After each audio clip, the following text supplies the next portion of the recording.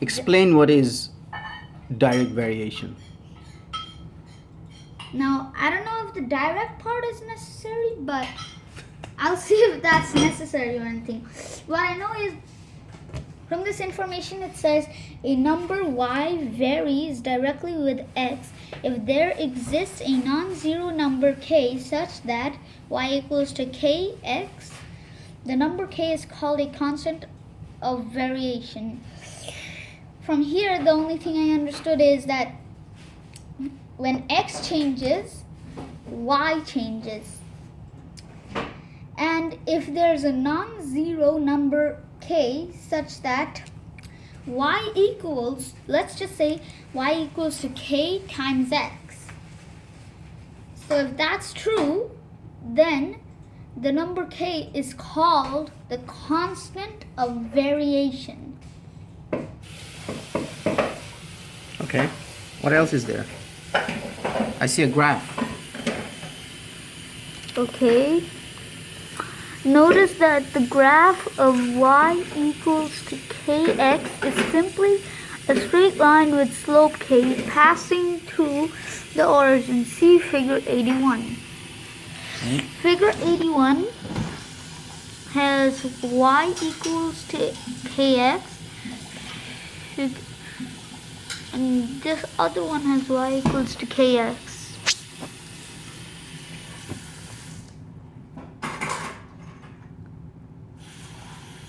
Oh, okay. So moving on.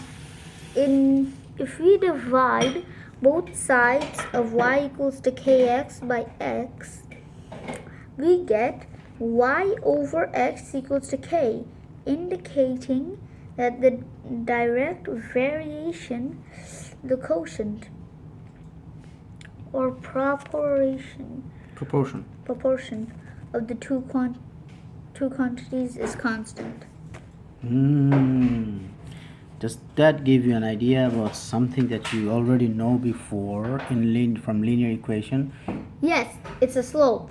Aha, good point. What do you mean good point? It explains it right here. Yeah, I know, but then y is a slope. Yeah?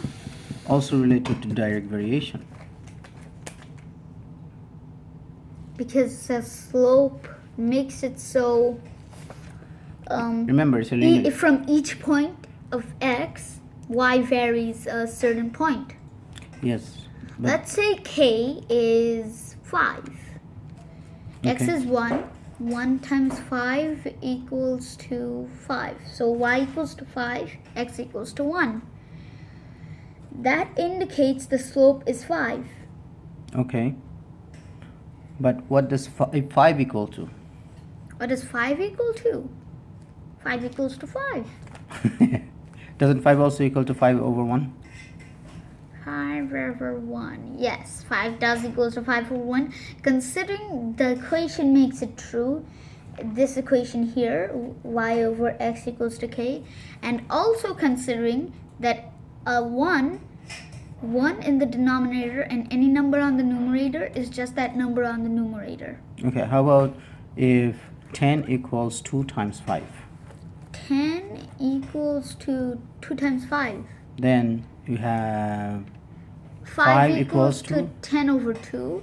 And that is also true. It's dividing by half. And if it divides by half, we get an answer of 5 over 1. Every time you're getting a 5. Yes. It's always a constant. That's what they mean. Constant is the opposite of... Oh. Constant is the opposite of... Variable. So it doesn't change, right?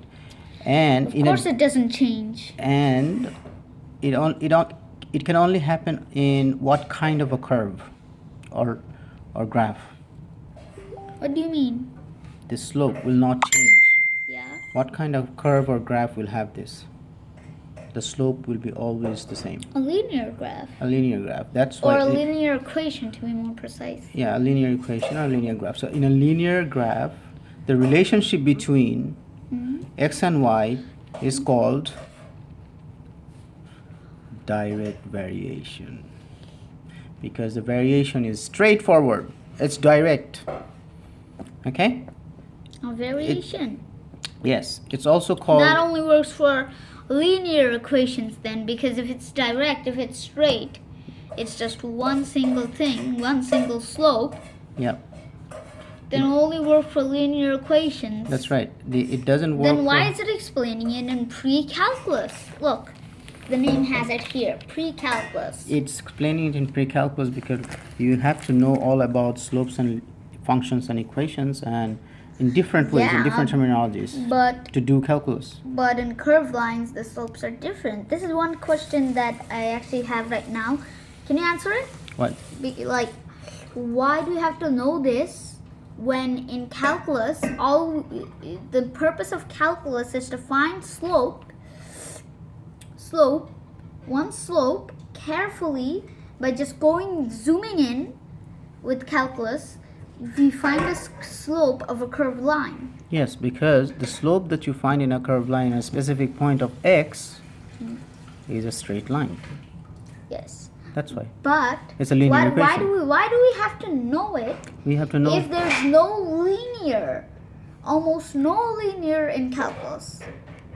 There is a linear in calculus. The slope that you find is linear in calculus. Well, that's true, but That's why you gotta know about the linear slopes first.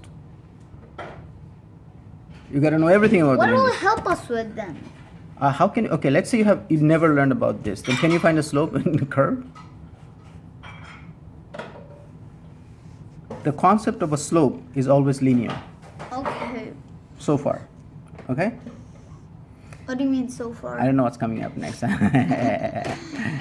So do you get the idea of direct variation? Yeah. Direct variation means that when x and y keeps on changing because of x changing, y always changes. But this change everywhere I know. For is the curved- same. It's a constant. Okay. That's direct variation. That's it. And it refers to a slope in a linear curve. If you try to make a curved slope ever, a curved slope, I don't know what that means. you need to invent another sign. Maybe. Or maybe you just need maybe you just need to make an error. Like if you use a graphing calculator, maybe you just need to make an error. Okay, we'll talk about it later. Okay. Okay. Come on, can I say This is it? not even part of the discussion anymore. Okay, come on, just a little bit. 0.0056789110. Then divided by 695 divided by 3 divided by 5, 6, 7, 8, 9, 10, 11, 12, 13, 14, 15, 16. And multiplied by 2. And and if you put everything in a bracket, we square it, and then we square it again. Then we square it again. Then we make another one like that. We multiply the exact same thing again. Then we square that. Then we make another one of those, and then we put like 4 of them together, and then we bracket all 4 of those. After bracketing all 4 of those, we give the power infinity. Negative infinity. Oh, I know, negative infinity. And then we multiply it by the same thing with positive infinity. Once you put infinity as a power, it's always gonna give you the same thing, right? Just it. No, we divided by the positive infinity one. Okay. Okay? Sounds cuckoo, right? Yeah, totally. I have no clue what the answer will be. Yeah. Okay. Bye bye. Bye.